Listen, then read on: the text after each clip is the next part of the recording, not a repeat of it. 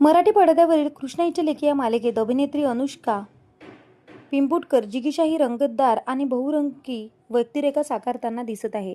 Zen Zee विचारसरणी, महत्त्वाकांक्षा आणि विविध जटांनी सजलेली जिगीषा ही व्यक्तिरेखा आहे. जिगीषा भूमिकेमुळे प्रेक्षकांना अनुष्का पिंपुटकर हिच्या खऱ्या व्यक्तिमत्त्वाची झलक पाहायला मिळेल, असे अनुष्का सांगते.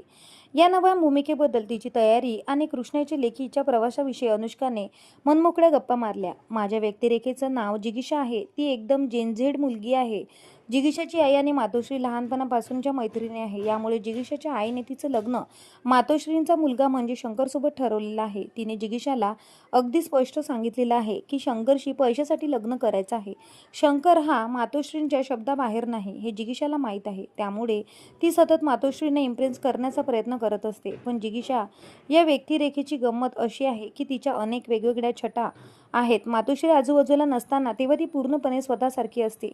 शंकरसोबत तिचं एक वेगळंच रूप पाहायला मिळतो आणि तिची आईसोबत ती अगदी खरी जिगीषा असते. मला वैयक्तिकरित्या या तिन्ही वेगवेगळ्या छटा साकारायला खूप मजा येत आहे.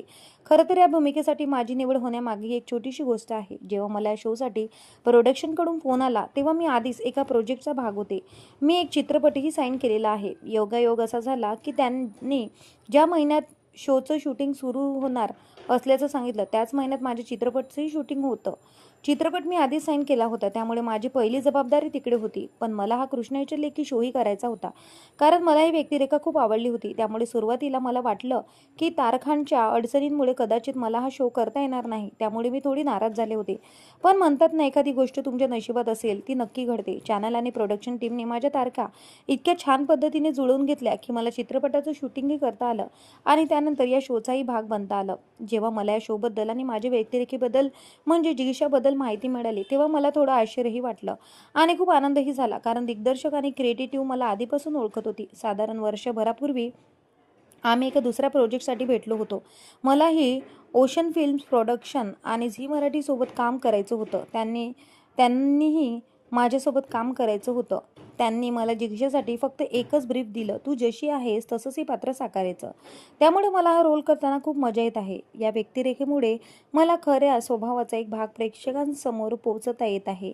शूटिंगचा पहिला दिवस खरंच खूप मनोरंजन होता. शोची सुरुवात फक्त देवाच्या नावाने झाली.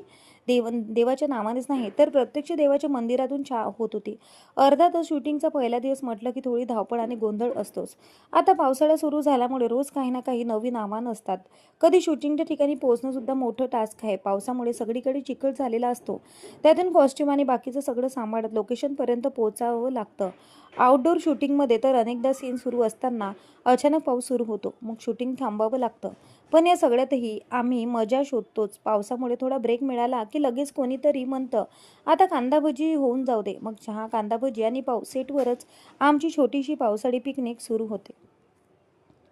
तर अशा प्रकारे अनुष्काने आपले मत मांडलेले आहे. तर तुम्हाला याबद्दल काय वाटतं, आम्हाला कमेंट करून नक्की सांगा. भेटा, बरं, धन्यवाद.